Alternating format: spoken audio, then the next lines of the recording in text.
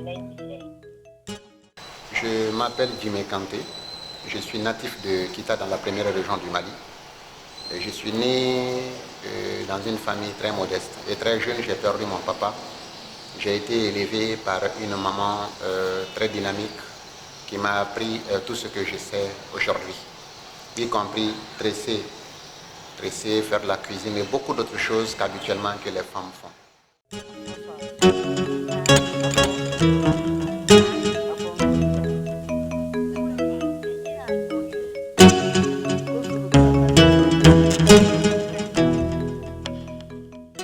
Vous savez, chaque fois que nous en avons l'occasion, nous rendons hommage à cette femme exceptionnelle qui était Bakadia, paix à son âme. Je l'ai dit que j'ai connu un papa magnifique, très à côté de ses enfants, et qui nous donnait beaucoup de conseils. Mais c'est surtout grâce à notre regrettée maman que nous sommes aujourd'hui dans l'humanitaire. Parce que moi, je me souviens, quand j'étais à l'école primaire déjà, quand je faisais les premières, deuxième années, chaque fois que nous partions à l'école, la maman nous donnait un petit goûter, d'abord pour nous-mêmes, et elle tenait à dire, voilà un pour ton voisin. Et elle insistait, fais en sorte que tu ne manges jamais seul, partout où tu seras. Et donc, c'était pour nous apprendre que, quel que soit ce que nous avons, même si ce n'est pas beaucoup, que nous devons tout le temps le partager avec d'autres.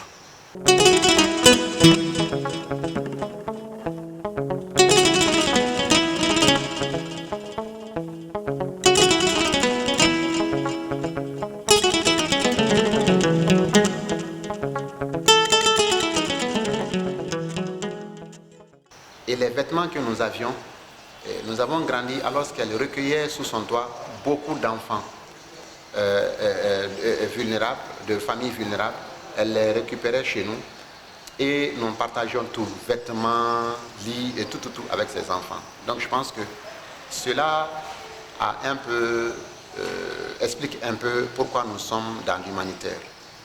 Et quand on est issu d'un milieu défavorisé, quand on est d'une famille pauvre et quand on a difficilement pu terminer les études, je pense qu'on ne peut que se battre pour que d'autres ne soient pas confrontés aux mêmes difficultés. Un, de deux, on comprend vite le problème des autres. Et quand moi j'ai eu la chance de travailler à l'hôpital Gabriel Touré, je voyais des gens tout le temps qui venaient des villages, certains arrivaient à Bamako pour la première fois, et qui dormaient sous les escaliers, et qui n'avaient aucun moyen. Et là, nous leur portons secours, souvent, nous leur donnons des petits draps, quelquefois, nous leur donnons des petits jetons. Ce n'était pas assez, mais c'est un geste qui leur faisait tellement plaisir que certains versaient des larmes. Et ces larmes nous interpellaient, en tant que Maliens, en tant qu'humains.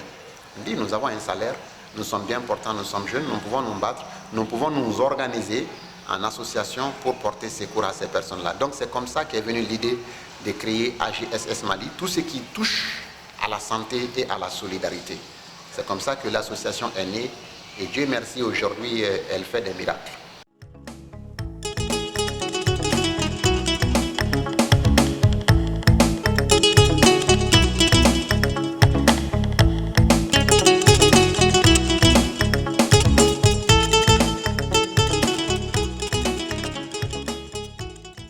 J'ai eu la chance de décrocher un emploi au niveau de l'hôpital Gabriel Touré. Je suis technicien télécom de formation, donc je travaille à l'hôpital Gabriel Touré. Je suis un travailleur qui émarge sur les ressources propres de l'hôpital, qu'on peut appeler contractuel. Depuis 2002, je travaille à Gabriel Touré.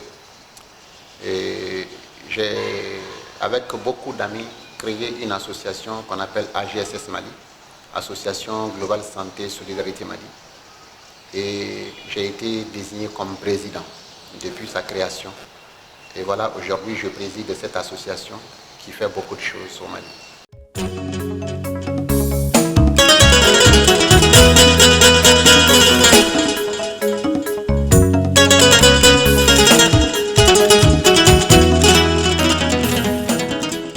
On peut citer des soins que nous apportons aux personnes vulnérables, surtout des enfants, dont les parents sont démunis, qui n'ont aucun moyen, qui viennent dans des hôpitaux et qui nous sollicitent. Donc nous faisons appel à des bonnes volontés. Nous arrivons à faire opérer au minimum 5 enfants par mois, tous les jours, et tous les mois je veux dire. Il y a aussi d'autres formes de soutien que nous apportons aux personnes vulnérables lors des inondations et d'autres catastrophes naturelles.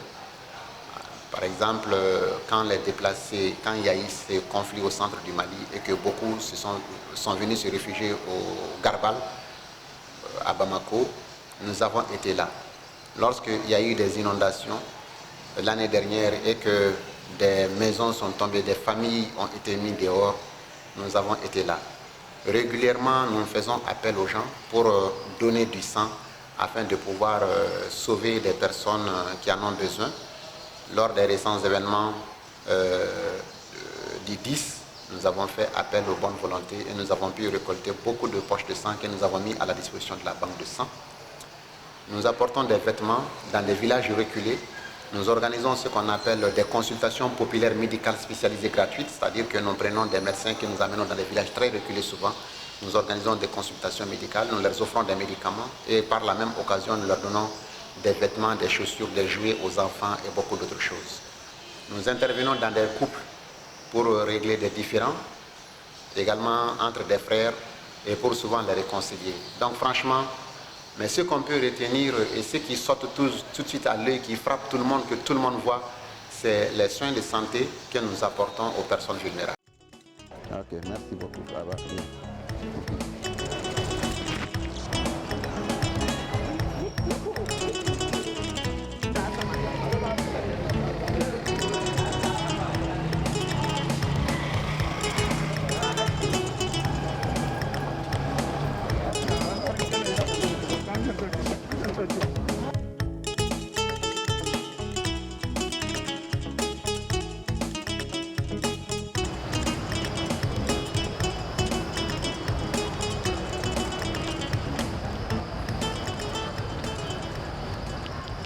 L'association, il y a vraiment beaucoup de gens dedans. Il y a des médecins, il y a des chauffeurs, il y a des magistrats, il y a des étudiants, il y a un peu de tout.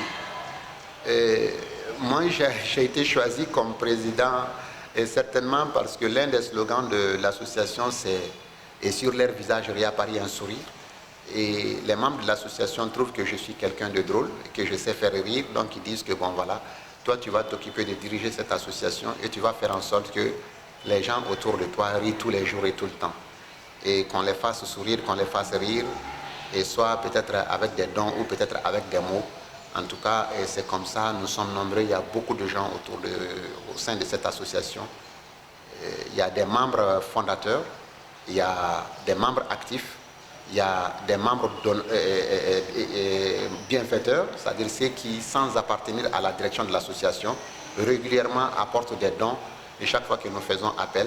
Donc voilà les catégories de membres qui composent AGSS Mali.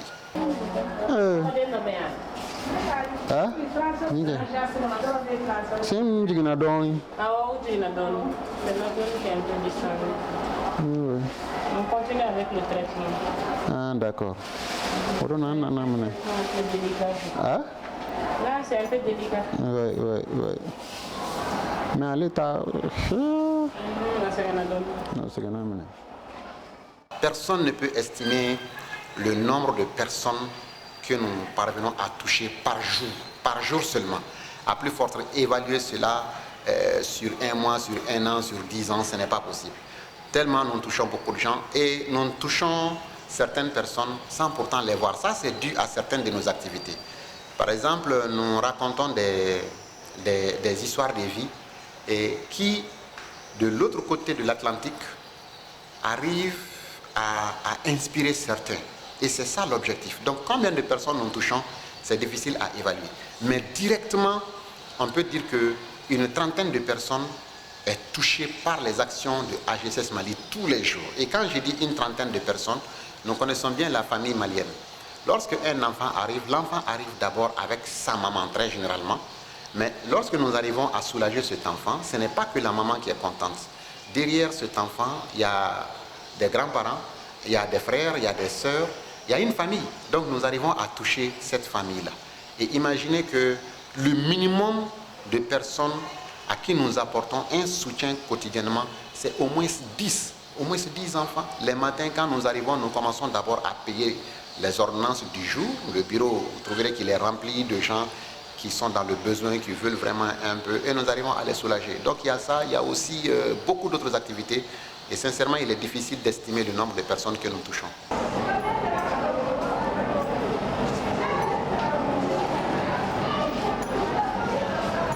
Bon, mon sang. Et bon, mon sang. Là, c'est bien. Là, quand la fiadi. Là, quand Bampio. AGSS Mali intervient même au-delà des frontières maliennes. Nous avons été souvent sollicités pour des problèmes de conflit jusqu'en Europe et nous avons fait intervenir certains membres de l'association qui se trouvent à ce niveau-là et nous avons pu régler ces problèmes. Et il y a aussi certains de nos membres qui sont à l'étranger. Certains sont en Europe, d'autres aux États-Unis, d'autres en Asie. C'est des membres bienfaiteurs de l'association et certains sont des points focaux de l'association, des membres actifs et donc qui quotidiennement au nom de l'association posent des actions de réconciliation et des actions de solidarité envers souvent des Maliens en difficulté qui n'ont pas des sans-papiers ou en tout cas d'autres frères maliens qui se trouvent en difficulté dans certains autres pays. Donc à l'intérieur du Mali, moi j'ai la chance en plus d'être président de cette association, d'être un responsable syndical au niveau d'un des hôpitaux les plus fréquentés du Mali qui est l'hôpital Gabriel Touré. Donc de ce fait, je suis un peu connu du monde sanitaire. Donc chaque fois que quelqu'un, un médecin, rencontre un cas comme ça, en dehors de Bamako, généralement ils nous font appel. Si le cas nécessite une évacuation de Bamako, nous les accueillons, nous les hébergeons, nous les soignons et ensuite nous leur donnons le transport pour retourner chez eux. Donc les soins sont souvent donnés à Bamako, mais c'est des gens qui viennent d'autres localités. Également, il nous arrive d'intervenir également localement, c'est-à-dire quelqu'un qui nous appelle de Caï par rapport à un cas, nous les envoyons voir un médecin que nous connaissons, le médecin examine, évalue les besoins et nous parle du montant qu'il faut. Certains profitent également du fait que nous sommes un peu suivis sur les réseaux sociaux pour demander de l'emploi. Ça ne nous coûte rien d'écrire quelques phrases et Dieu faisant bien les choses, il arrive des fois que ces personnes trouvent un emploi à travers notre page. Il y a des femmes qui trouvent des époux, il y a également des garçons, des gros célibataires qui arrivent également à trouver des femmes à travers nos petites blagues et à travers notre opération fou que nous menons sur. Vous êtes bien.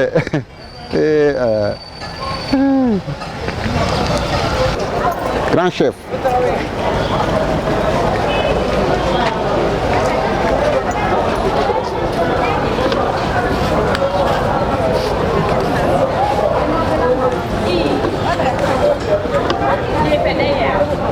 Ceux qui nous connaissent nous ont vus dans une plateforme que nous avons mise en place qu'on appelle Batru Inagoto. Batru Inagoto. Batru c'est un mot dogon qui signifie même père et Inagoto qui est Peul, même mère. Donc Peul et Dogon, nous sommes même père, même mère. Nous avons créé ce collectif. Nous avons porté le message très haut. Nous avons rencontré des responsables Peul, nous avons rencontré des responsables Dogon. Nous avons beaucoup parlé avec eux et nous avons contribué à faire baisser la tension entre ces différentes communautés. Nous n'étions pas seuls. Nous étions avec beaucoup d'autres associations, avec beaucoup d'autres acteurs de la société civile et c'est comme ça que nous avons contribué. Ce serait prétentieux de dire que nous avons fait baisser, mais nous avons contribué vraiment souvent à amener ses frères à se parler, à s'entendre. Il y a ça. Mais ce qui est courant, quotidien, ça c'est vraiment entre des conjoints. Et très régulièrement, des femmes nous approchent pour dire que bon voilà, je suis en instance de divorce avec mon mari, ou bien des hommes qui nous approchent pour dire que ma femme est rentrée chez elle, elle ne veut pas venir, j'ai tout fait.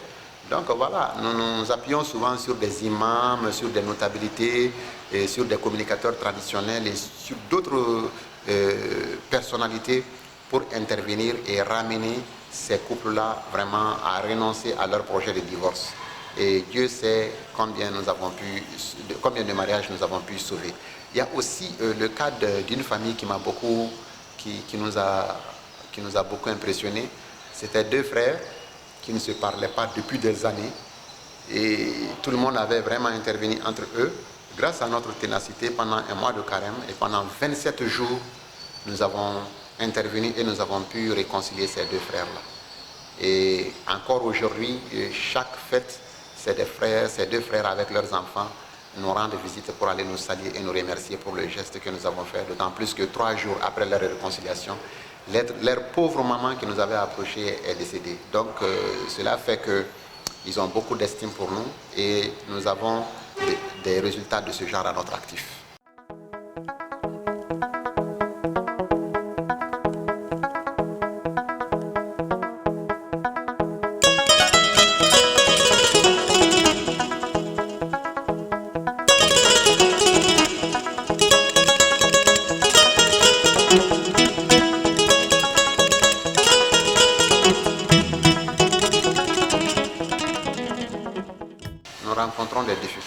Nous rencontrons beaucoup de difficultés. D'abord, du fait de notre notoriété et des résultats que nous obtenons, certains s'amusent à prendre les images que nous diffusons et vraiment à les exploiter autrement. Ils prennent nos images, ils mettent leur numéro dedans, là-dessus, et puis ils essayent d'arnaquer les gens. Cela n'est pas du tout bien parce que ça nous décrédibilise aux yeux de certains. Là, c'est une difficulté énorme auquel nous sommes confrontés aujourd'hui. L'autre difficulté est qu'il nous arrive souvent, il y a des parents qui viennent nous voir, qui nous demandent de l'aide, mais lorsque nous faisons des publications sur les réseaux sociaux, et quand ça prend une certaine ampleur, ce sont ces mêmes parents qui reviennent dire que « Ah non, moi je ne voulais pas que vraiment ce soit sur les réseaux sociaux ». Bon, ça se comprend des fois, alors que nous les expliquons clairement comment est-ce que nous procédons en disant que bon voilà, nous n'avons pas les moyens de vous aider, de vous aider financièrement, mais à travers notre page, des gens peuvent vous contacter. Donc ça, c'est aussi une difficulté. Également, dans certains services, vous savez, lorsque vous devez venir voir un malade hospitalisé, essayer de discuter avec ce malade, on rencontre des petits problèmes à ce niveau avec les autorités sanitaires, ce qui est d'ailleurs tout à fait normal. Sinon, hormis cela, vraiment, tout va bien. Mais quand des gens te font confiance, ils te donnent leur argent, c'est sûr et certain que tu fais des jaloux.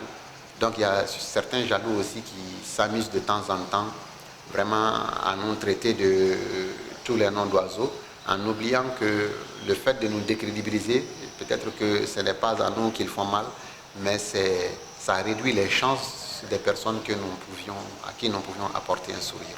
Je voudrais dire à l'homme avec grand H, que ce n'est pas pour rien que Dieu nous a créés humains. Et une journée terminée sans faire sourire un prochain est une journée de perdu. Nous nous croyons pauvres, mais quand nous arrivons à nous lever tout seuls, à marcher tout seuls, à nous habiller tout seuls, à manger tout seuls, estimons-nous heureux. Et c'est une grâce divine. Et cette grâce divine doit nous pousser à penser à ceux qui n'ont pas eu cette chance, à ceux qui sont malades. Vous savez, j'ai tellement d'anecdotes, je peux citer des milliers d'anecdotes qui prouvent que l'argent qu'on donne, ça n'enlève rien à ce qu'on a. Tant qu'on donne, on reçoit. Et j'en ai vraiment plein d'anecdotes par rapport à ça. Vous donnez tout de suite, faites un demi-tour, faites juste un tour et demandez à Dieu. Bon, moi je viens de donner remboursement, il va le faire, c'est lui-même qui l'a dit. Donc continuons à donner autour de nous, évitons de manger seul et évitons de sourire seul. Quand on est en train de sourire, faisons en sorte que tout autour de nous, les autres sourient et travaillons à ce que la paix revienne dans ce pays-là, dans ce beau pays.